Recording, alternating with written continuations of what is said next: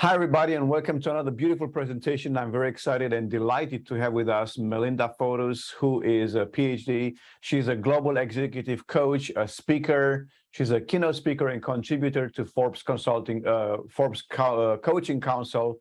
She's also been featured on several podcasts about mindfulness and interviewed on CNN. And she's the author of Cognitive Enlightenment, a disciplining of the mind, of your mind.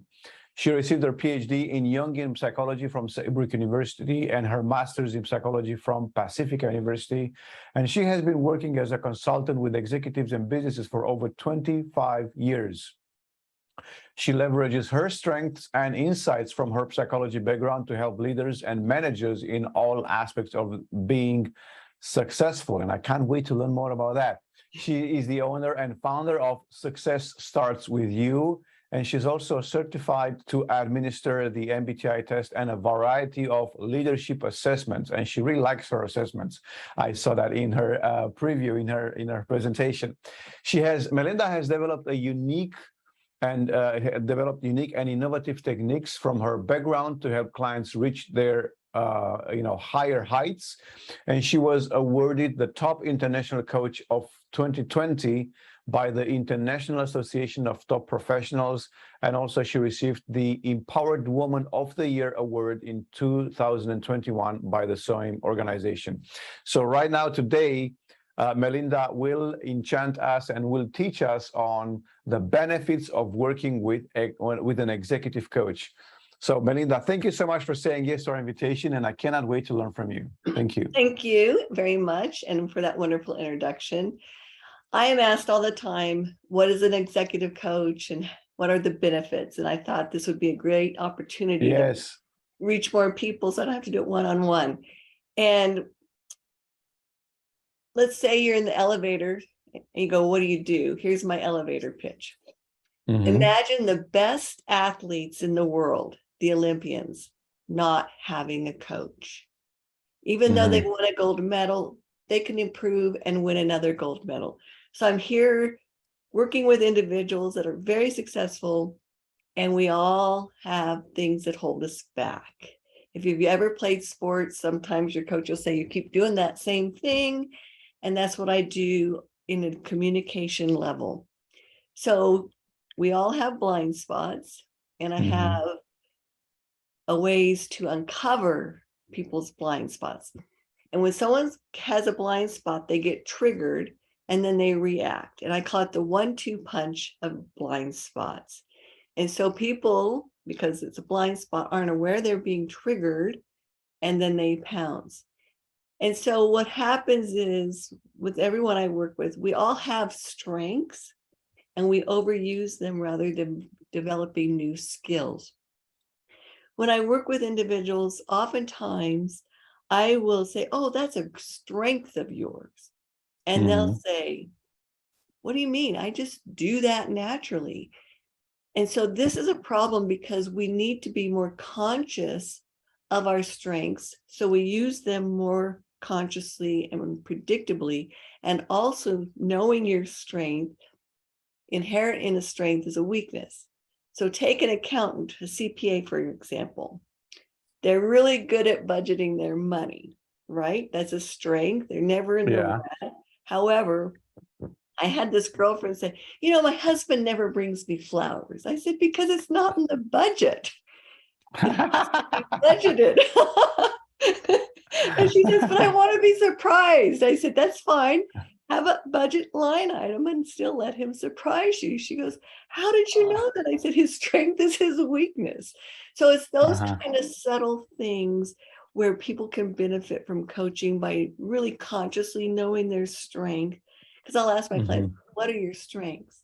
And sometimes they go, well, they know. And sometimes they're kind of like, look at me with like the deer in the headlights, like I'm not really sure. But they have strengths or they wouldn't be where they are. We all do. I have a question. I'm sorry. Okay, I want to ask you something. So can this be also a trap? Because as I'm listening to you, it makes a lot of sense. You know, I've never thought of it this way, but I love that you're saying this. But then my head is also thinking, well, this could also be a trap, because it's like, if I know my strengths and then I know my weaknesses, and then something arises and I'm thinking like, should I do this or not? And they're like, well, let's check my list. Is it on my strengths list? No, then I won't do it. It's kind of like almost like like, hey, if you're not a Sagittarius, you shouldn't do this kind of work. Or if you're not born in May, you should do this kind of work. Or so do people have this kind of do people fall into this kind of trap, so to speak, like, hey, if it's not within my strengths, I won't get involved because it's not my strength? No, it's not a trap. I administer the emotional intelligence assessment, and it covers 15 competencies, and a competency can be learned. And in that, 8 of them are strong leadership needs. So for instance,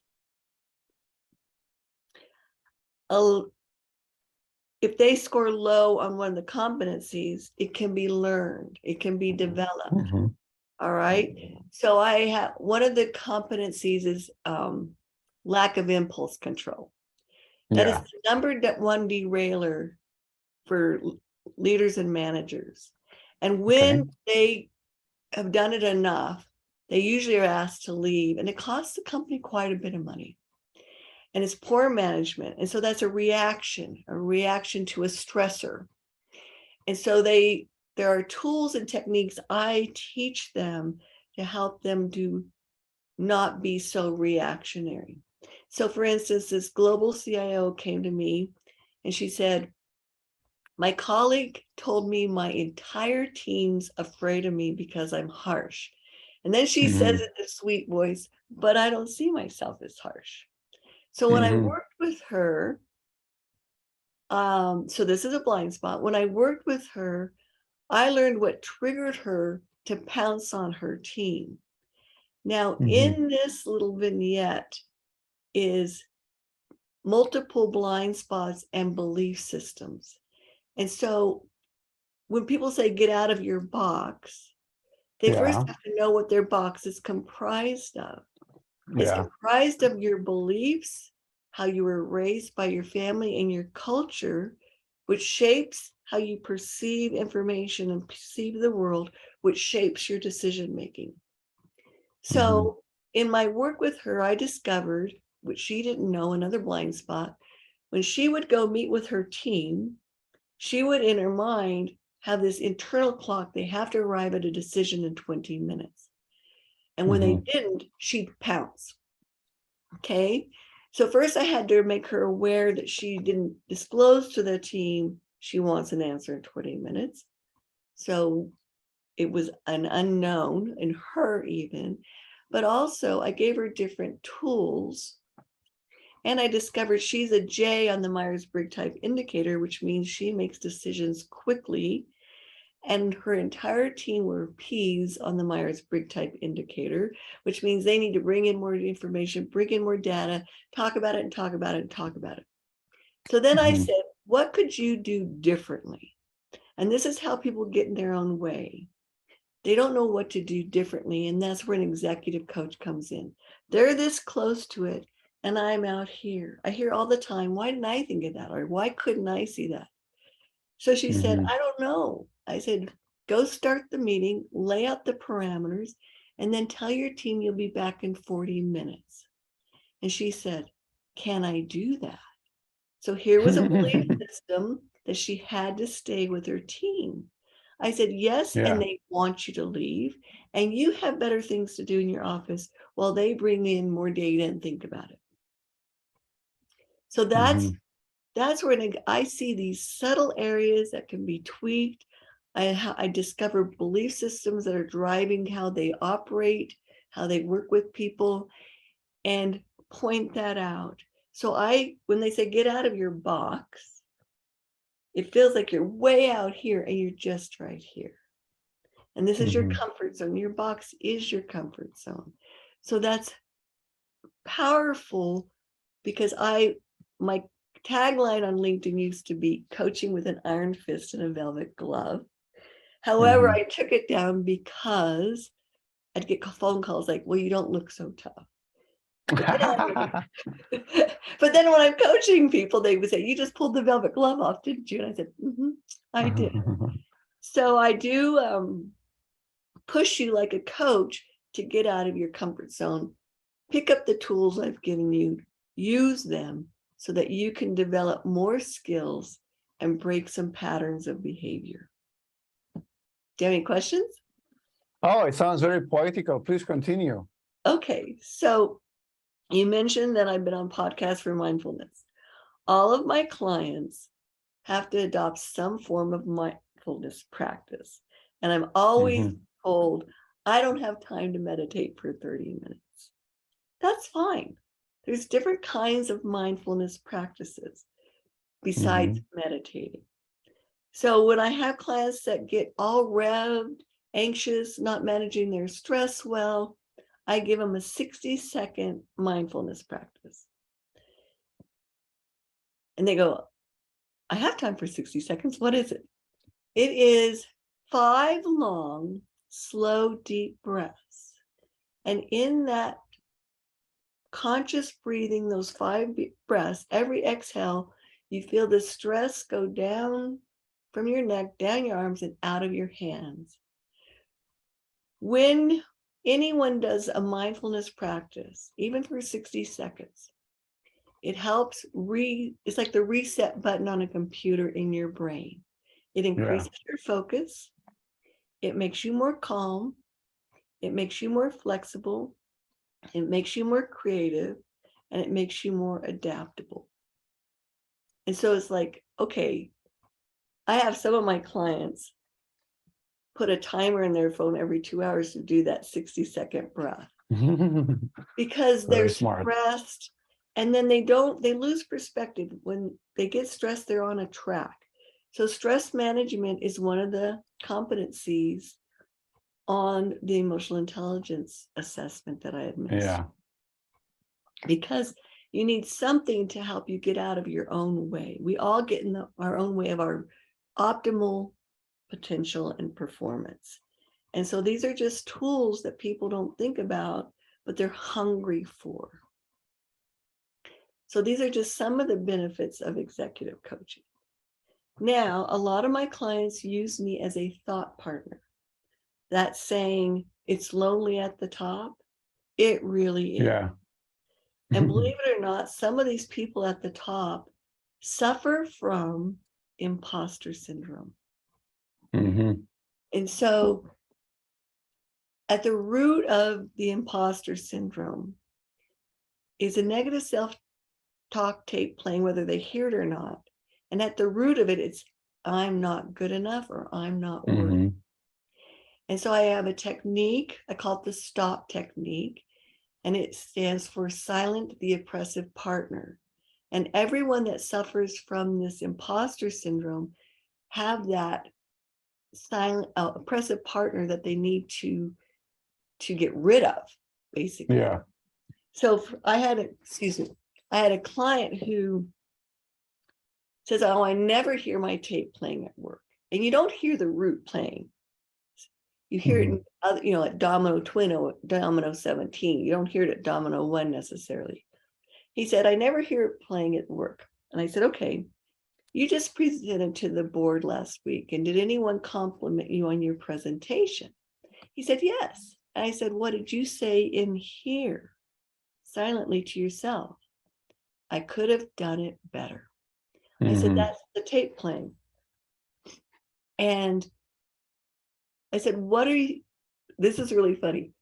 When I ask my clients who have this problem, I say, what are you supposed to say when someone gives you a compliment? Now watch my body language. They go like this, thank you. That body language says they don't want to say thank you. And by saying thank you, they have to own that they're more than good enough.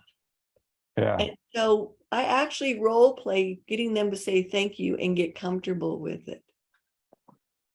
So if you can't say thank you, go ahead. I was going to say, I actually recognize that a lot of people have hard time saying thank you. And another thing that I've observed with people is a lot of people actually have a hard time at accepting compliments when they are given. Like somebody says, you've done a great job. And they say, oh, you shouldn't have. Oh, of course they should have, right? And instead of saying, well, thank you, I'm happy that you've recognized my accomplishment or my effort, they say, oh, it's nothing, which I find very detrimental somehow. It is. First of all, it's not healthy for the person who gave it to not have it received. But if they understand the root, that person would understand the root of not being able to say thank you. It's because they don't want to own it, that they did more than good enough, that they were worthy of that compliment. And so I developed a technique, it's called the stop technique, to change that tape, because every cell of your body believes you're not good enough and you're not worthy. And it lowers your self-confidence.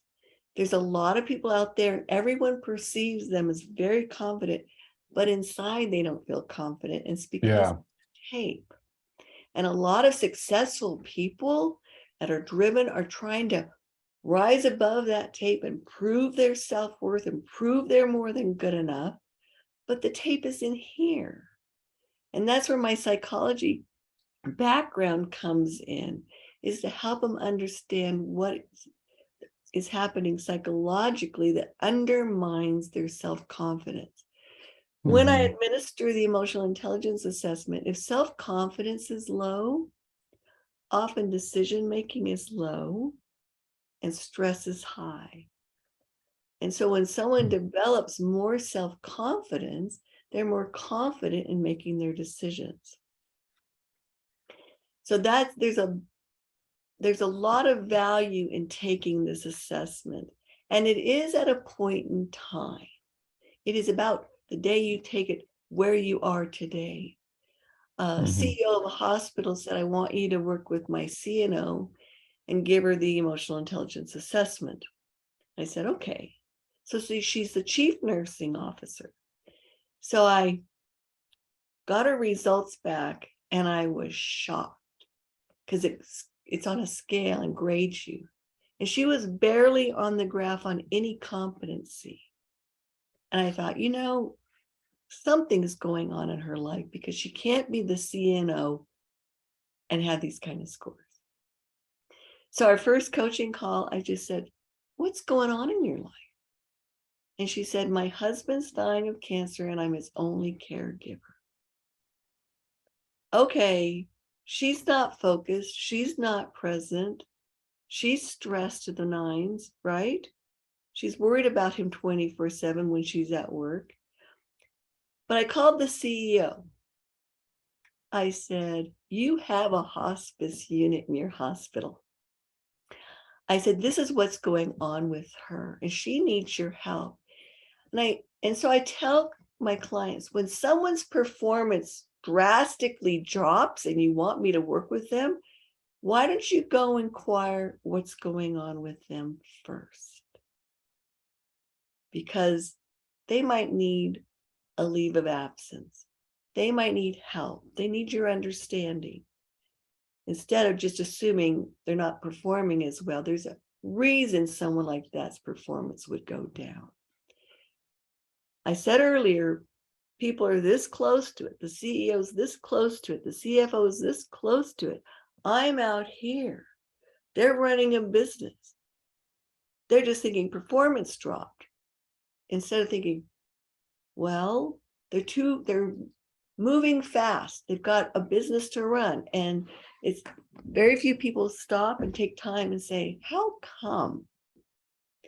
I'm really teach my clients what I call the curiosity tool. So like, instead of confronting a client, someone who's made a mistake, you get curious, because when you confront them, they might get defensive and communication breaks down. So you get curious. Help me understand something. How come this mistake, not how come this mistake keeps being made? Okay, one, you might learn they didn't know they were making a mistake, right? So it'll keep being made. And number two, they don't get defensive. Oh, I didn't know I was making a mistake. Oh, okay. Now you've just learned something. So then you want to go, okay, let me show you this why this is a mistake. And then you do buy-in. Are you interested in me showing you how not to make the mistake? They're not going to say no, right? And this way they don't get defensive.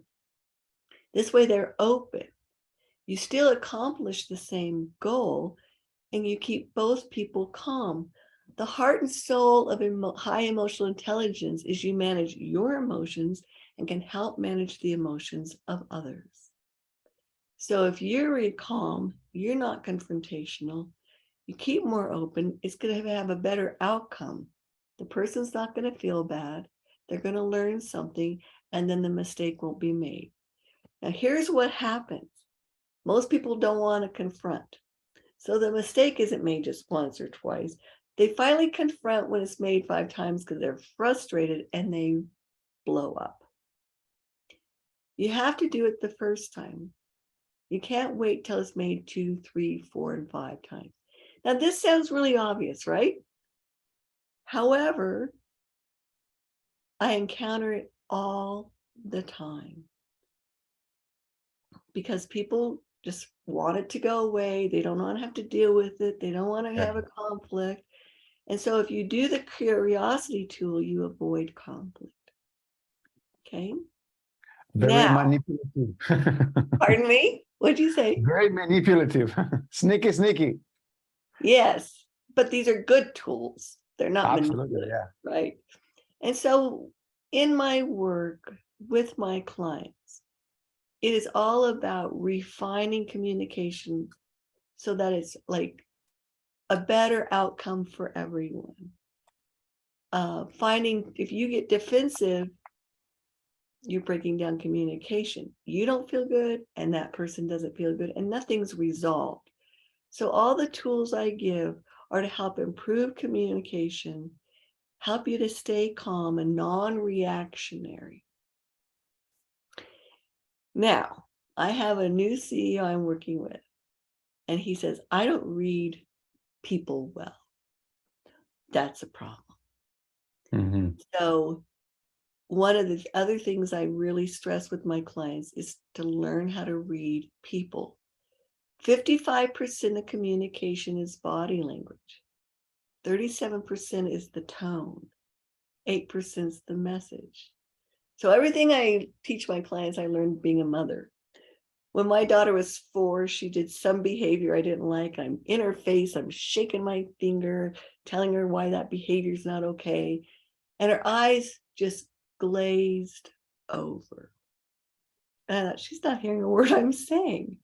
So I stood up, put my hand down, and her eyes unglazed. And she says, Mama, when you talk to me like that, all I hear is wah, wah, wah, wah, wah. Okay. We'd never watched Charlie Brown, but if anyone's seen a Charlie Brown cartoon, when the adults speak in the cartoon, all the children hear is that. Yeah. So I learned a great deal that day. I was using hostile tone, harsh tone, hostile body language. And she tuned me out. And so when you work with people, when you have a team, you have to read, are their shoulders in? Are they listening? Are they nodding their head? Or are they just kind of, not present? If they're not present, they're not taking in the information. So the person who's made the mistake 5 times, a lot could be going on. They could be a P on the Myers-Briggs type indicator.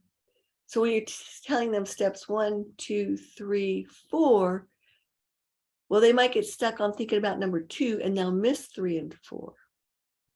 How do you know that? You have to ask them, would you just tell me what you understand the 4 steps are? And they'll go, well, this is what I heard, 1 and 2. And they got caught up thinking about 2 and missed 3 and 4. Hence the mistake is made. So you have to slow things down, and you need to know who are the P's on your team. P's need J's and J's need P's. P's get all the data for you and can't make a decision. And so when you there's one Myers-Briggs assessment I do, it graphs you on how much of an introvert or extrovert you are, or a J or a P. And then if you're a J, it tells you how to manage your Ps and talk to them. So it's a very valuable report, not just saying you're a INTF or whatever, INTJ, I mean. So I really recommend knowing your Myers-Briggs type indicator and learning the who on your team, especially if you're J, who's a P, because they're going to miss information when you're giving instructions. What else? So now, you were starting with the strengths. I know there's actually a program which is kind of like almost like the bedrock of positive psychology, which is like a test to know your strengths. I forget what it's called, but I'm sure you know about it. It's called Strengths Finder. Oh, there you go. Yeah, that's the one. Yeah, exactly. Because like most psychology assessments or tests show you how messed up you are, like, show you what kind of problem you have or you don't have. Whereas the Strengths Finder is actually focused on the strengths. So in order to be a good coach and in order to help executives or basically any other client, not just executive, but your clients, should you as a coach focus more on strengths, more on, well, let's say weaknesses? I don't know if that's the good way of explaining, of mentioning it. So like, where should you focus your attention as you're helping somebody with a coaching session? Should you say, hey, here are your strengths, let's make them even bigger, or here are some of your weak points, let's let's work with them so we can strengthen them? What would be your way of working? Okay, so I don't call them weaknesses. I call them skill I know. gaps. That's why I was like, that's why I'm going to give you the word. I call them skill gaps. All right, skill gaps. I love that. All right. Yeah. All right. And so it's important to know what your strengths are, because then you can learn what your skill gaps are. So for instance, I was working with a team and they took the assessment, and one person was really strong in decision making. And so I said, do you know how you go about making good, strong decisions? Well, he's really good at reality testing. He's really good at being objective and assessing. So when you are strong in a strength, it's nice for your other team members to know who's strong in an area where they may need to develop. And then you go and work with them. I have this decision. Help me walk through how you would arrive at a decision. And so that you can start developing that skill gap. Yeah. Right? Now, self-confidence, you have to do my stop technique.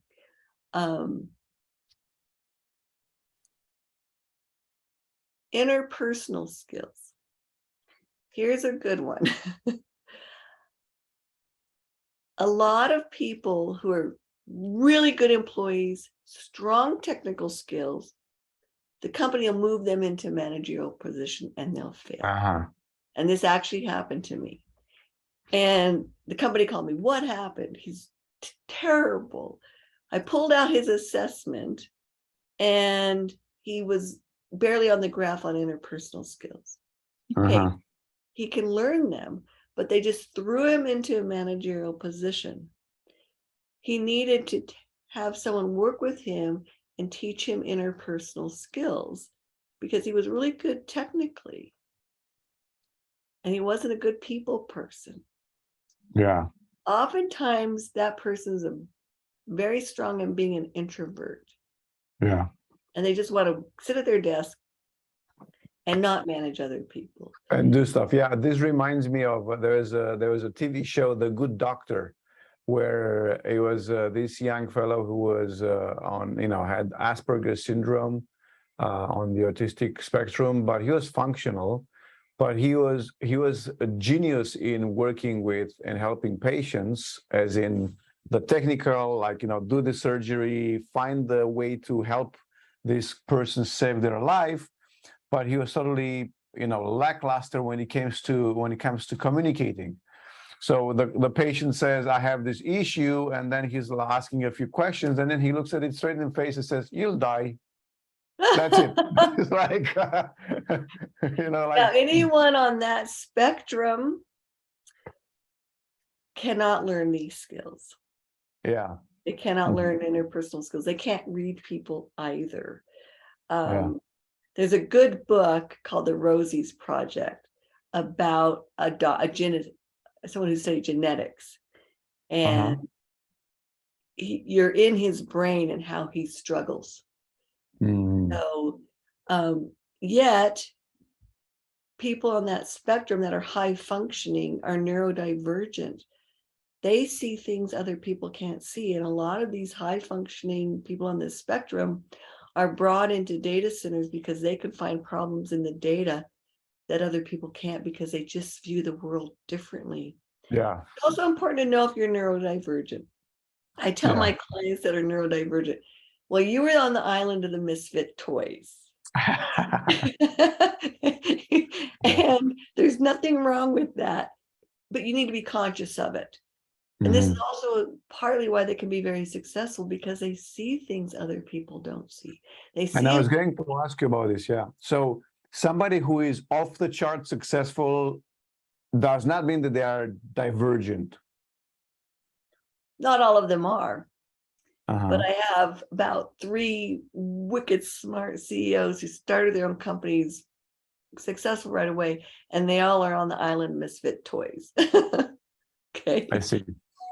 I understand. So you basically, of course, it is obvious you are using MBTI in everything you're doing. Now, there are people who are not skilled.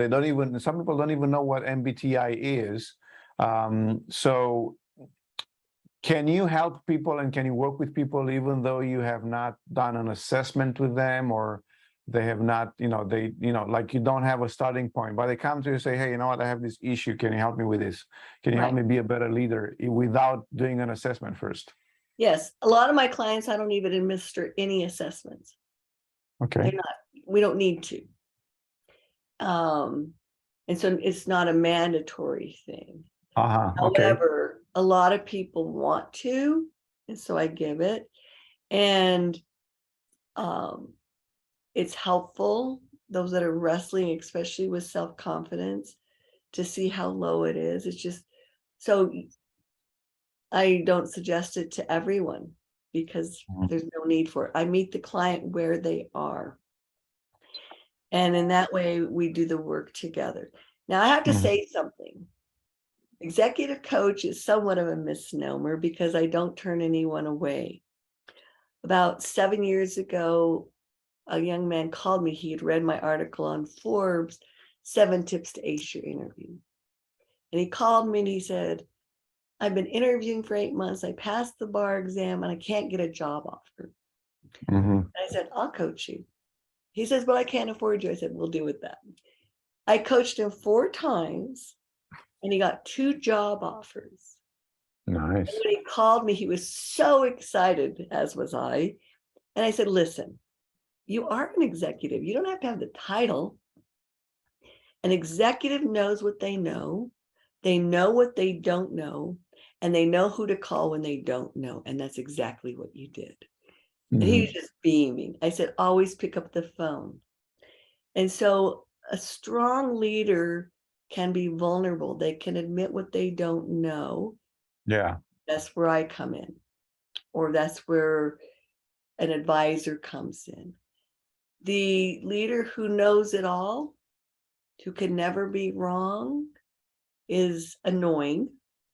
People don't like to be around them. And I sometimes wonder if that's just a cover, because it comes off arrogant, if that's just a defense for how insecure they feel.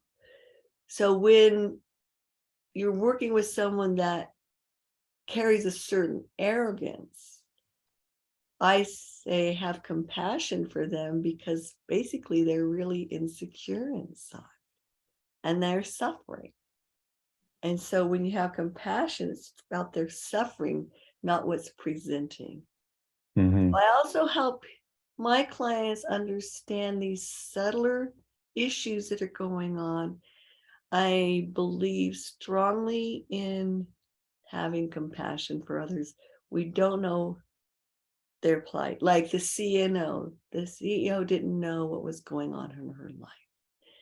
So I use that as a bringing more awareness, because I have a mission statement in why I do what I do. I believe if I can help one person have more inner peace, we're one step closer to world peace. And so Anne Frank said it best. She said, when you find peace within yourself, you become the kind of person who can live at peace with others.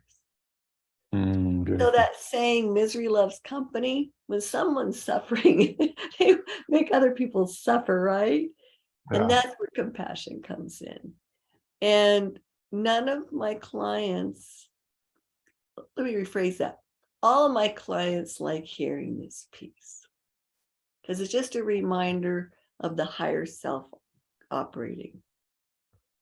Now, when you are dealing with, when you're working with clients, do you start talking about, like like you mentioned now, about the higher self, or do you like, hey, a client comes and says, I need to be more productive. Numbers are not matching up. We are behind the schedule. Third quarter is a mess. Help me out, make this stuff. So do you bring the higher self into conversation when it comes to this kind of coaching, or how does that flow? I never use that phrase with anyone until I really know them. Oh, I feel so However, I use it with you. When someone says they're not being very productive, then I have a tool for that. And everyone loves it. It's a box with 4 quadrants. And the top left box is important and urgent. Mm-hmm. And what happens is we waste a lot of time instead of being productive. So at the end of the day, you know what needs to get done tomorrow, and you fill in that top quadrant of what needs to get done. So the minute you get to work, you start on it. Mm-hmm. And immediately you're doing better time management and getting more done. Yes, things happen. But this tool really helps people be productive from the get-go. And that's when we're freshest usually. And so I have so many what tools. tool are you mentioning of? It's a tool where they fill in the important, urgent, tasks to do, important, urgent, less important, Mm-hmm. non-urgent, important, and then the last quadrant, non-urgent, not important. And a lot of people will start with that lower quadrant just because they're trying to warm up Mm-hmm. their brain to get to work. But when they, the night before, fill in these 4 quadrants, they come in ready to start in the urgent, important tasks or projects of what they need to do. And then they can be more productive. But no, I don't talk about the higher self. And I meet the client where they are, and I try to uncover the root of the problem. Okay, how come you're not productive? How come you're not doing as well as you projected? Should we relook at the strategy? Should we relook at? And so that's where I become a thought partner, throwing these questions out, because when they get talking, sometimes they hear where they might need to make a shift. A lot of people hold on to a path, and I'm like, well, wait a minute, why keep going down that path? It's not going to work for you. You're not going to get a different outcome. Mm-hmm. You need to turn and start going down this other path. And that is a comfort zone issue, because they get attached to their plan. They get attached to this strategy and then they don't let it go. My last article on Forbes was about you need to let go of the outcome. You need to address things. You need to be flexible. And that's where mindfulness comes in. You can let it go if it's not the right path or it's not getting the results you want. And you go, okay, what else can I do? What do I need to do differently? And that's where the thought partner comes in. Because you could have a good team, but a lot of times you all know how each other's going to go. The team could be attached, and you need outside input, advice, and mentoring. When we get attached to an outcome, our egos are involved. And I do talk a lot about ego, and I write a lot about ego in Forbes. When our ego gets involved, we're not thinking the best. The ego's now saying, oh, I want this outcome and I'm going to stay on this path because I designed it myself and whatever. And so I go, okay, now the ego's in charge. That's a bad thing. We need ego. Gets us out of bed in the morning. It gets us to show up. It tells us to do the best you can. But then when it gets inflated, it says, oh, but I want to be right. Yeah. Or I want this outcome. Then you're in dangerous territory. All right. So when you when you work with a client, do you advise coaches to have, like, I don't know, like packages, or to go like by session? My clients, I have an hourly rate, but then I have 2 packages. And most people want to do a package. And sometimes with organizations, I just set, if you want this change in this individual, it's going to take me 6 months minimum. Our blind spots can get triggered. You know the disco ball with all the little mirrors? Yes, of course. Your blind spot can get triggered that many different ways. And I hear all the time, okay, you got triggered again. Yeah. And I hear, how come I can't see that? And so I teach my clients to pay attention to their body. When you get triggered, you have a kinesthetic charge. You tighten up, your gut tightens up, your fist might tighten up. And that's a message to you to breathe and not react. Yeah. So it's hard to discover your blind spot because it's going to get triggered. And so when I am brought in by an organization, give me 6 months minimum to work on that issue. Now, let's say an organization is pointed out to someone and this person is just not seeing it. Yeah. There's an emotional intelligence 360 assessment where that person rates themselves and other people rate them. And it presents a profile gap analysis page to show how they rated and see themselves and how others see them. Okay, it's on a graph, black and white, and then you get their attention. Then they can't be resistant and blind to it anymore. And then you work with them to make those changes. But a lot of people, the blind spot in a certain behavior can be so entrenched in them that they can't take in that it's wrong. That's what they know. And people don't change very easily. This is why I don't like performance reviews. You don't like what? Below the performance reviews, because they're a year later, meet them where they are, say this has got to change, give them an executive coach. The global CIO who came to me who was harsh, I had asked her, in your career path, what were your performance reviews like? She goes, oh, I got great performance reviews, but they always said I was a little harsh with my team. Okay, what good does it do to tell her she's a little harsh with her team unless I get her with someone who can help her change that pattern of behavior? Zero, because it followed her throughout her career. Yeah, yeah. Right? And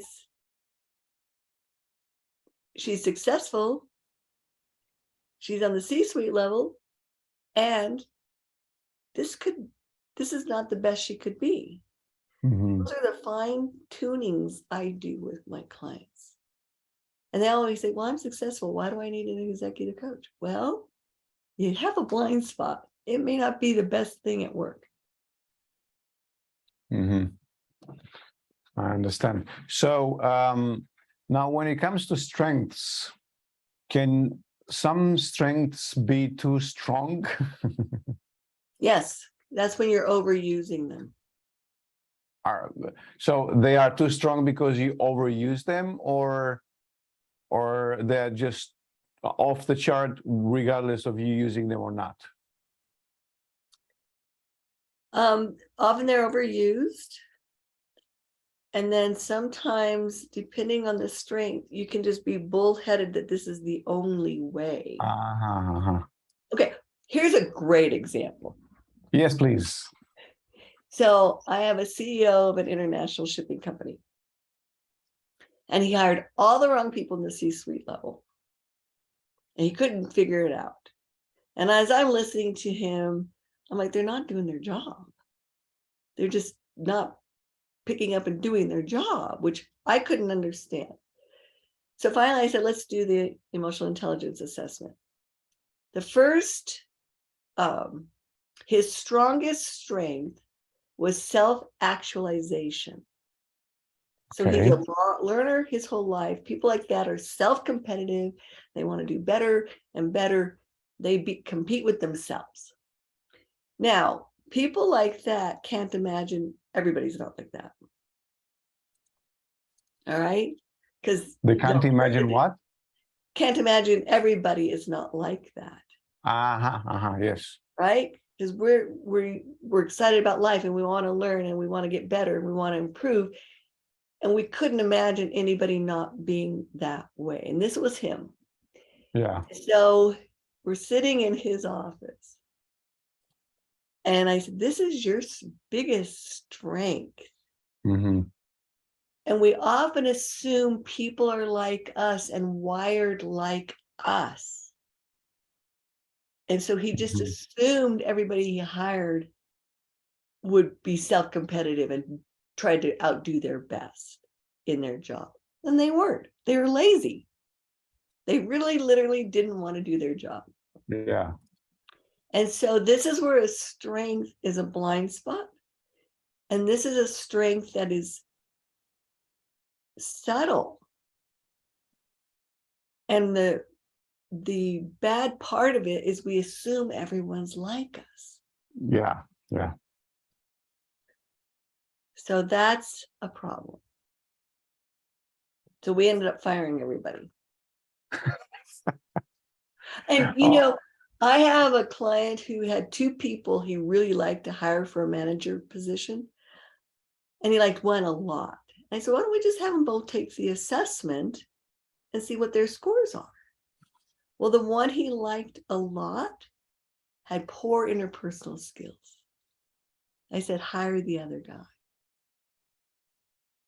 But you can get schmoozed in an interview. Yeah. Right? And he got schmoozed by the other guy. Acted like he had great interpersonal skills. How long does it take to take such a test? 20 minutes. It's not long. So if I want to You hire want to take it? So if I want to hire someone, I'm looking for someone to fill out a position for me here. So if I want to hire someone, I should say, hey, you know what, take this test first, and then we'll look through the assessments, and then we'll invite you for an interview. That's backwards. You interview them. And then when you have it down to 2 candidates, we give them the assessment. I go over the results with you. Because it's a really good tool to ferret out when you don't know which one to choose. Okay. And they can both be schmoozing you. Right. And well, that's a good point. Someone who's really arrogant can often score really high in every category. And that's a red flag to me too. I'm like, let's be careful. Now, I think we should point out that everybody's not coachable. Okay. Wow, that's a big statement. Please tell me more about it. Well, I've had that experience. I had one man, and the company wanted me to coach him because they didn't trust him, because all his office had was a computer and a plant. No pictures, no personal pictures. He never talked about his life. He never talked about what he did on the weekend. And this was a family culture company. So he didn't fit in. And they're wondering, he does good work, but what's going on?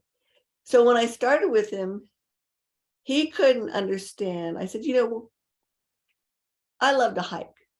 And he goes, oh, I like to hike.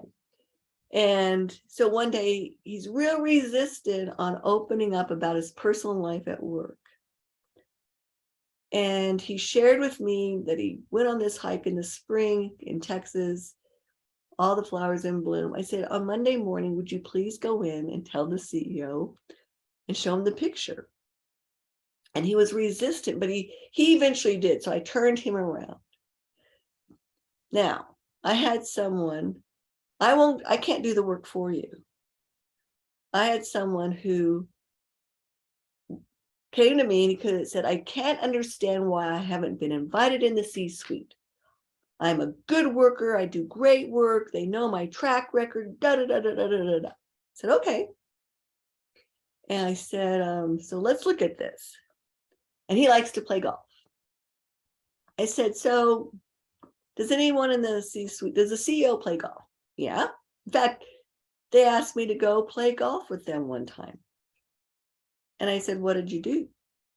He said, oh, I told him I would take a rain check because I need to stay working and get my work done and show him how good of a worker I am. And I said, you just shot yourself in the foot. At that level, they want to know who you are.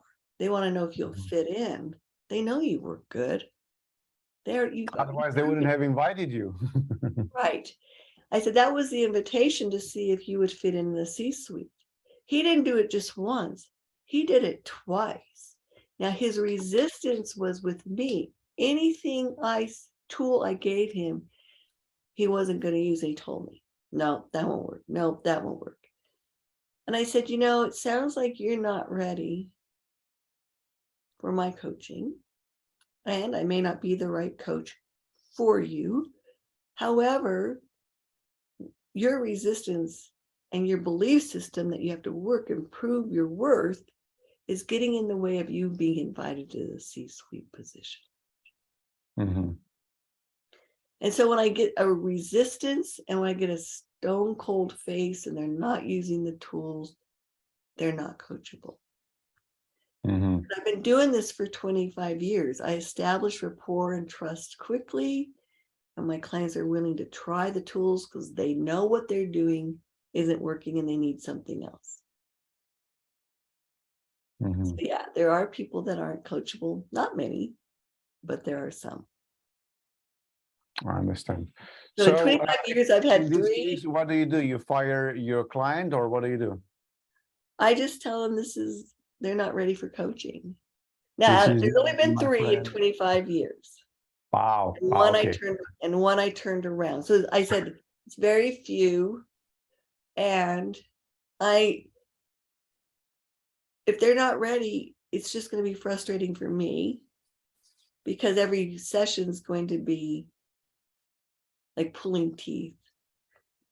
In fact, one CEO said, keep working with, I said, I don't want to take your money.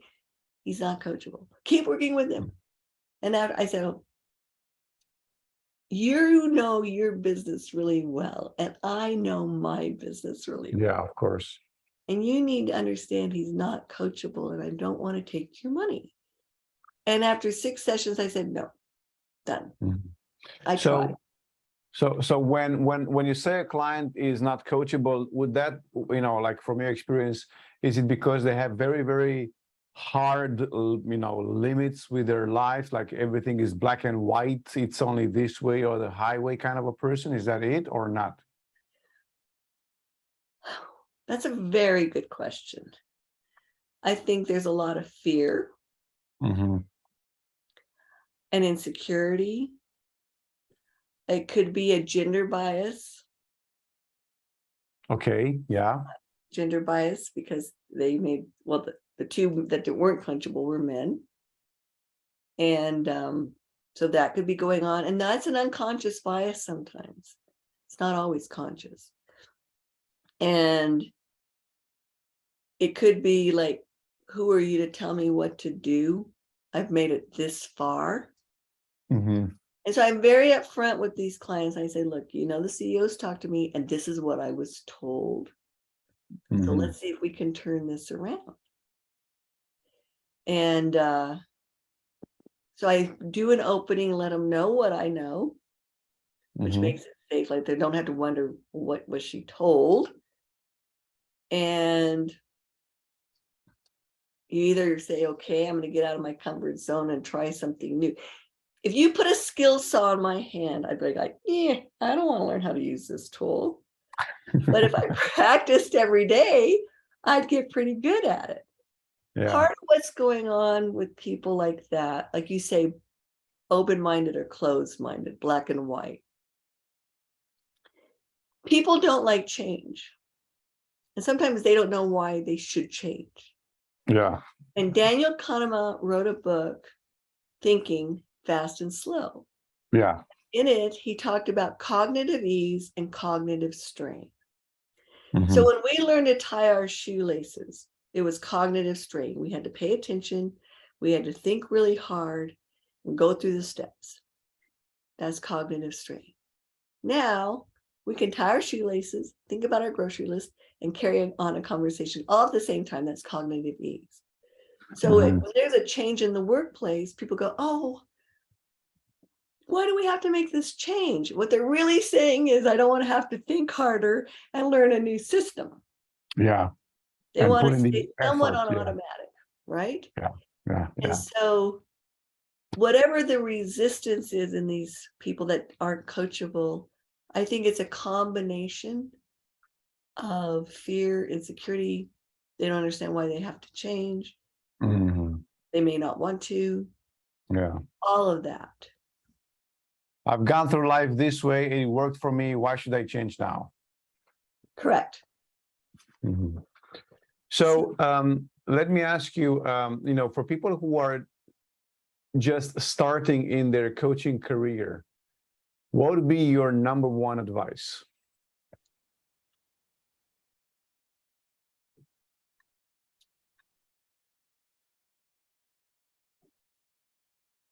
Know your strengths as a coach. Know your niche. Mm-hmm. Niche, Someone okay. came to me for business development coaching, I would say, I'm not your person. Mm-hmm. So you should develop a niche. You should work with a coach and learn their style so they can point out what would be a better way to coaching, because you're just developing your craft. You're just developing your skill. I know when I started in psychotherapy, my supervisor and I met once a week, and he really honed my craft. Mm-hmm. And it was the most invaluable experience to become really outstanding as a psychotherapist. I recommend everyone starting out, work with someone to hone your craft, because it is a craft and you have to master it. Secondly, don't be apologetic about your fee. About what? Whatever your fee is. When they ask about your fee. Okay. When they say, what do you charge? You say, this is what I charge. With confidence. Yeah. All right. So know your strengths, have a mentor, be confident about your fee, and just do the work, basically. Right. Awesome. I'm writing this down. Perfect. Whew, I love this. So Now, as we are approaching the end of this presentation, I would like to thank you very much for all of the wonderful information you've shared with us. And also, of course, I would like to ask, how can people get in touch with you? How can they reach out to you? How can they learn more from you? If you have any programs or courses or products that you're offering, where do we go from here? We've seen you, we like you. What's next? How can I get in touch with you? You can email me at melinda@successstartswithyou.net. And you is spelled out, long email. And you can go connect with me on LinkedIn and we can chat there. I do Zoom all over the world. Beautiful. Like we are doing. Yeah, exactly. Again, thank you so much, Melinda. It's been a joy and a pleasure. Thank you so much. Thank you so much. I appreciate it. All right, everyone, we'll take a quick break now, and then we'll see you after the break for the next presentation. We'll see you tomorrow. It depends which comes first. Stay tuned, stay happy, stay coaching. We'll see you soon.